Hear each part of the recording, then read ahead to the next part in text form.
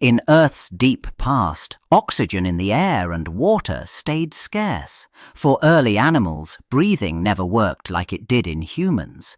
They did not pull air into lungs or pump blood through specialized organs. Instead, oxygen slipped in directly through wet outer surfaces, while waste gases leaked back out.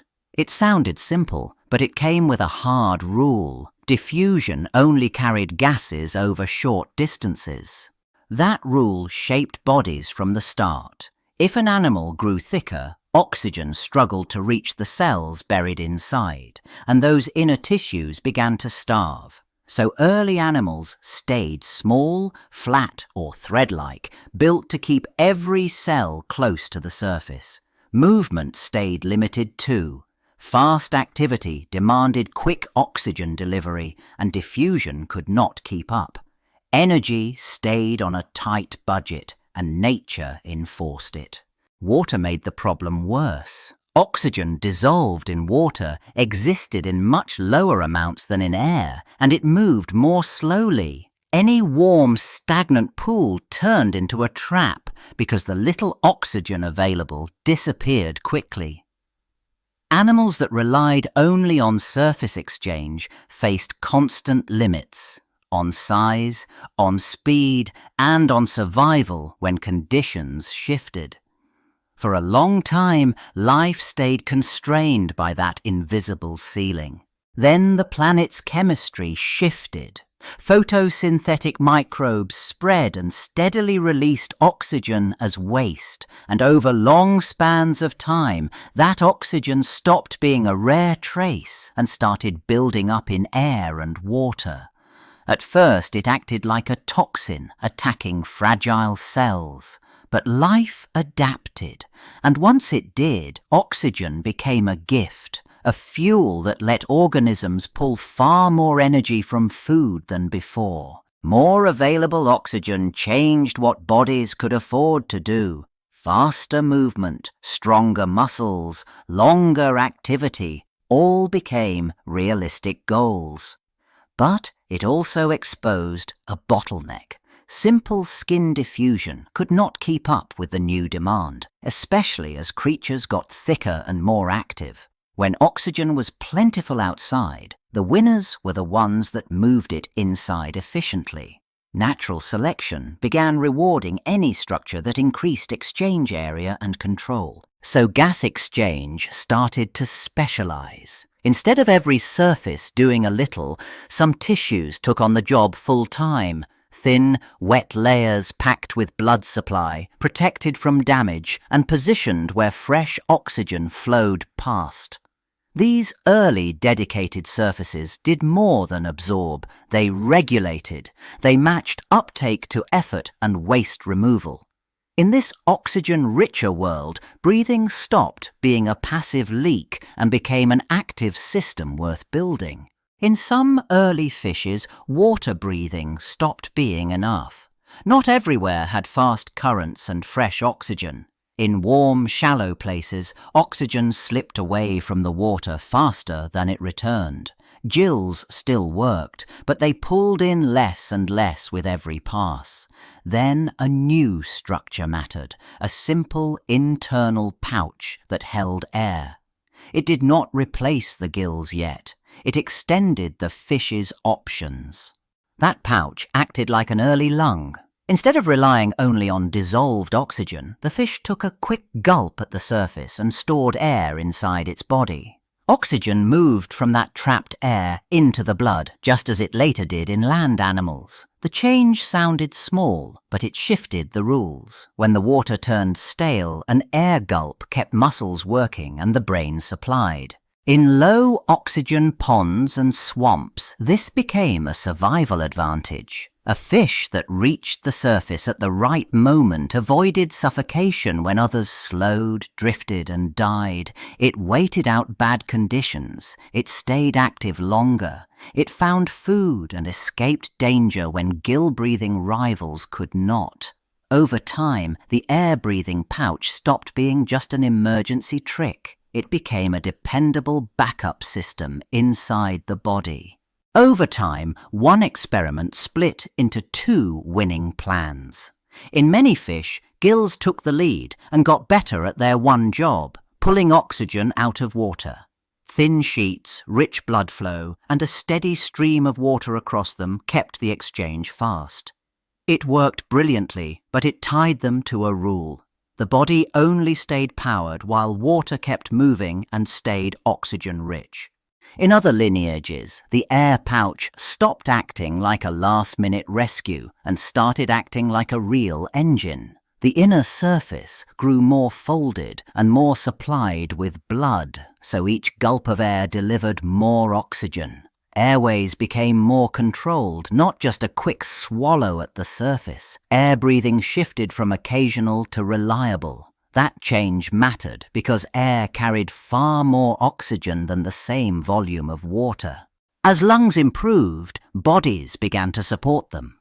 Blood flow could be routed more deliberately, sending oxygen-poor blood toward the lung surface and oxygen-rich blood back out to the tissues. Muscles that moved the mouth and throat helped pump air in and out with less waste. With that, breathing air stopped being an emergency trick for bad water. It became a primary plan, opening a path toward life that depended less and less on water. The move onto land changed breathing from an easy gulp into a constant struggle. In water, the body floated and pressure helped keep delicate air spaces open. On land, gravity pulled down on soft tissues. The chest no longer held its shape for free. Every breath had to lift and expand the body's own weight. Air still carried plenty of oxygen, but getting it in and out now demanded stronger mechanics. Early tetrapods met that demand by turning the ribs into breathing tools. Instead of relying mainly on mouth pumping, the rib cage began to widen and narrow to move air. That shift did two things at once. It freed the head from acting like a bellows, and it made breathing more reliable during movement. But it also raised the stakes, because ribs and spine had to be sturdy enough to resist collapse with every inhale. Land brought a second threat, dehydration. Air dried out wet surfaces fast, and lungs only worked when their inner lining stayed moist. So the airway had to become tougher and better protected, channeling air deep inside while reducing water loss. The passage from mouth to lung became more reinforced and controlled. Breathing stopped being a simple opening to the outside. It became a managed pipeline, built to keep both air and water in balance. Then came a quiet but decisive upgrade, the first amniotes, the ancestors on the reptile line. Their lungs did not stay as simple hollow sacs. Inside, walls and pockets divided the space, so air spread out and exchanged gases more efficiently. At the same time, the chest worked better as a pump. Each breath moved more air with less wasted effort. That single change lengthened the time an animal stayed active away from water.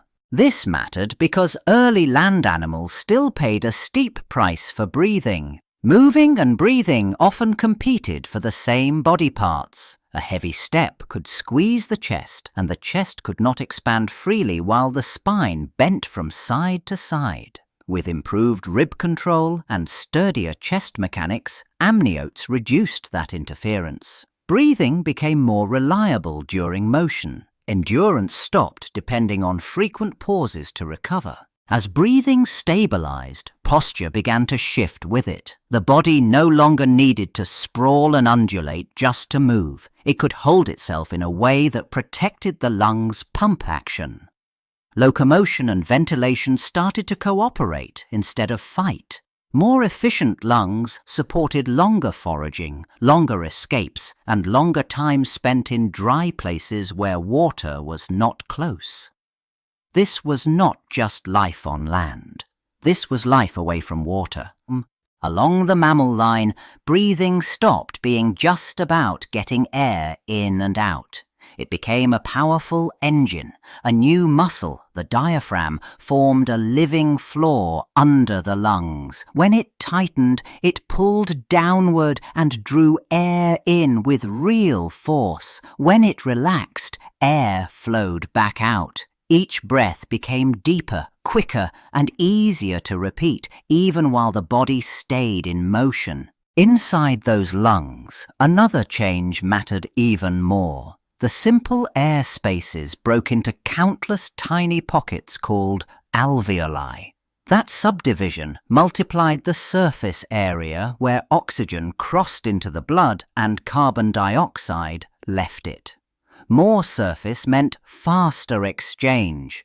Faster exchange meant the blood stayed loaded with oxygen through long activity, not just short bursts. The body could keep burning fuel, minute after minute, without hitting a hard limit. That steady supply reshaped the whole lifestyle. Mammal bodies ran hot, and staying warm demanded constant energy. The diaphragm kept airflow moving, and the alveoli kept oxygen transfer high, so tissues could work at a sustained pace. Endurance stopped being a rare exception and became a default setting. Warm-blooded life became practical because breathing finally matched the cost of running a high-powered metabolism all day and all night.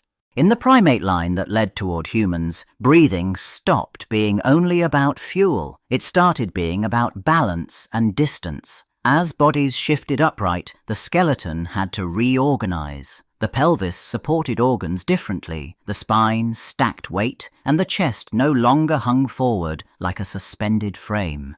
With bipedal posture, the ribcage sat in a new relationship to the diaphragm. Each step changed how the trunk moved, and breathing had to stay steady anyway. Walking and running on two legs asked for endurance, not just bursts. The body had to keep oxygen moving while the whole frame rocked with every stride. A remodeled rib cage helped manage that motion, controlling how much the chest twisted and compressed. Airflow also depended on proportion. The length and shape of the throat and upper airway mattered, because air had to travel efficiently even as the head stayed balanced above the spine. Movement demanded rhythm. Breathing had to match it and not fail. Those same airway proportions carried a second consequence. When the upper airway lengthened and reorganized, the breath stream became easier to shape into sound. The larynx position and the space above it influenced how the exhaled air got filtered into vowels and consonants. That did not mean speech appeared overnight, but the hardware started to allow finer control. A single breath could power longer, more controlled vocal output. In this branch, oxygen delivery and communication began to share the same corridor. In modern humans, breathing stopped being only about oxygen. It also served communication. The throat and mouth became part of the breathing system, and one shared passage now handled two jobs: air for the lungs and food for the stomach. That arrangement helped fine control of sounds, because airflow could be shaped into rapid, precise speech. But the bargain carried a blunt cost. One wrong swallow sent food towards the lungs. The body tried to manage that risk with timing and reflex. Swallowing briefly closed the airway, and cough exploded air outward to clear mistakes. Most of the time, it worked. Then distraction, fatigue, alcohol, or simple bad luck broke the coordination. Choking happened fast because the route for air and the route for meals crossed at the same narrow point. A design that supported complex voices also created a constant failure mode. And deeper down, the lungs themselves carried another trade-off. To pull enough oxygen for a demanding human body, they relied on an enormous internal surface area, thin, wet tissue built for quick exchange. That delicacy made them easy to irritate. Inflammation swelled the lining and tightened the airways, so breathing felt suddenly expensive. Germs also found an opening. A system optimized for contact with air also offered infection a wide, vulnerable landing zone. In the modern world, the human body still carried the imprint of its deepest past. Life once scraped by when oxygen stayed scarce, and every breath had to be used carefully. But humans now ran on a different setting. The lungs pulled in oxygen fast, the blood delivered it fast, and the cells burned it constantly. That power came with a catch. The whole system depended on clean air moving smoothly through delicate tissue. Air rarely stayed clean. Tiny particles from traffic, industry, and fires slipped past defenses and irritated the airways. The body responded with swelling and mucus, narrowing the tubes that had to stay open. For many people, allergies added another trigger, turning harmless dust or pollen into a false alarm that tightened breathing. Then smoking and vaping pushed the damage further, sending chemicals deep into the lung surface that had been built for exchange, not exposure. New pathogens also exploited that same design. A lung made of countless thin membranes offered huge contact area, and infections used it as a doorway. Inflammation that once served as protection could flood the air spaces and block oxygen from reaching blood. The result sometimes arrived quickly: fatigue, low oxygen, and strain on the heart. Humans had evolved to spend oxygen freely, minute after minute. When the air failed, the weakness showed immediately.